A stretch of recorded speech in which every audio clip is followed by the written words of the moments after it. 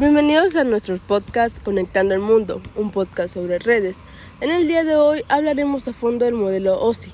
Hoy tendremos como invitados a 3 expertos en el tema para explicar cómo funciona este modelo y su importancia en las redes de computadora.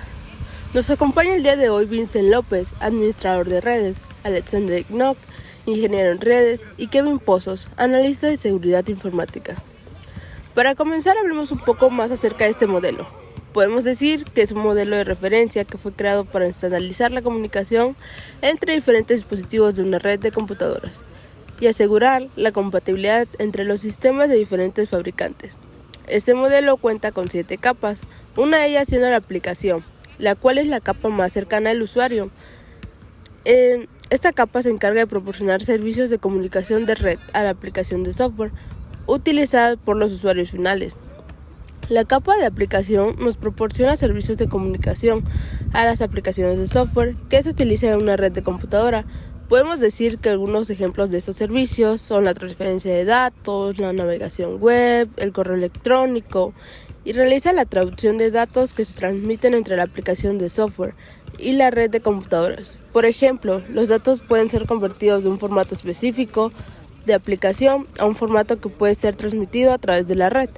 Básicamente, o podemos decir que en resumen, la aplicación o la capa de aplicación proporciona servicios de comunicación de red a la aplicación de software utilizada por los usuarios finales e interactúa directamente con el usuario final y utiliza protocolos específicos para realizar su función, además de realiza la traducción de datos y se comunica con la capa de presentación para realizar la conversación de datos. Bueno, para comenzar este podcast, mi colega Alex, ¿puedes hablarnos un poco acerca de la capa 6 y 5? Gracias por invitarme al programa. Yo les hablaré sobre la capa 6, que corresponde a la capa de presentación. Esta capa se encarga de preparar los datos para que puedan ser utilizados por la capa de aplicación, es decir, los prepara para que puedan ser consumidos. Esta capa es responsable de la traducción, cifrado y comprensión de los datos. La capa 5 corresponde a la capa de sesión. Esta capa se encarga de la apertura y cierre de comunicaciones entre dispositivos. El tiempo que transcurre entre la apertura y el cierre es conocido como sesión. Esta capa garantiza que la sesión dure lo suficiente para poder transmitir todos los datos que se están intercambiando y al final cierra la sesión para evitar el desperdicio de recursos. La capa de sesión sincroniza la transferencia de datos utilizando puntos de control, por lo que si la transferencia de datos es interrumpida, puede retomarse desde uno de los puntos de control. Muchas gracias. Ahora me gustaría que Vincent nos pudieras hablar un poco acerca de la 4ª capa y la 3ª capa. A través de tu experiencia, ¿qué nos puedes decir de estas capas?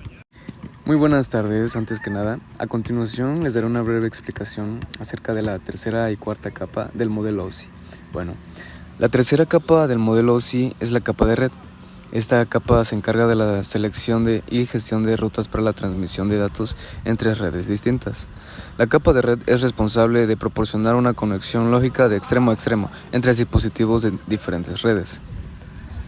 Bueno, pues aquí Sofía nos pregunta: hola, soy un dispositivo en una red y quiero enviar datos a un dispositivo en otra red. ¿Cómo le hago? ¿Qué sugerencia podrías darle, Vincent? Bueno, respondiendo a tu pregunta. Bien, en primer lugar, la capa de red seleccionará una ruta para enviar los datos. Esto se hace mediante el enrutamiento, que es la determinación de la mejor ruta para transmitir los datos. Vaya, eso es muy interesante. Pero complementando esto, ¿cómo sabes cuál es la capa de red y cuál es la mejor ruta? Bueno, hay varios protocolos de enrutamiento que se pueden utilizar, como OSPF o BGP. Estos protocolos se encargan de intercambiar información de enrutamiento entre dispositivos y determinar la mejor ruta. Y bueno, la capa de red también puede proporcionar servicios como la fragmentación de paquetes. Si los datos que se envían son demasiado grandes para transmitirse en una sola unidad, la capa de red puede fragmentarlos en paquetes más pequeños y enviarlos a través de la red. Wow, eso estuvo muy interesante. Ahora creo que tú eres la mejor persona para que nos podría hablar o contar un poquito acerca de la 4ª capa. ¿Qué nos puedes decir acerca de esta capa? Bueno, a continuación la 4ª capa, capa de transporte. La 4ª capa del modelo OSI es la capa de transporte. Esta capa se encarga de proporcionar un transporte confiable y eficiente de los datos entre dispositivos finales. La capa de transporte es responsable de segmentar y reemplazar los datos, proporcionar el control y flujo de corrección de errores confiables a través de la conexión de transporte. La cuarta capa del modelo OSI es la capa de transporte. Esta capa se encarga de la segmentación y reasamblado de datos y de proporcionar un control de flujo y una corrección de errores confiables a través de la conexión de transporte. Vamos a ver cómo funciona. Bueno, acá tenemos una pregunta. Dice, hola, soy Julián y soy un dispositivo y quiero enviar datos a otro dispositivo. ¿Cómo lo hago? Bien, en primer lugar, la capa de transporte segmentará los datos en unidades más pequeñas, conocidas como segmentos. Esto hace que los datos puedan ser transmitidos de manera más eficiente. Oye, eso es muy interesante, pero ¿cómo se asegura la capa de transporte de que los datos se transmitan correctamente? Bueno, la capa de transporte utiliza varios mecanismos de control de errores, como la corrección de errores mediante retransmisión, para asegurarse de que los datos se transmitan correctamente. También pueden utilizar mecanismos de control de flujo para evitar la gestión de la red.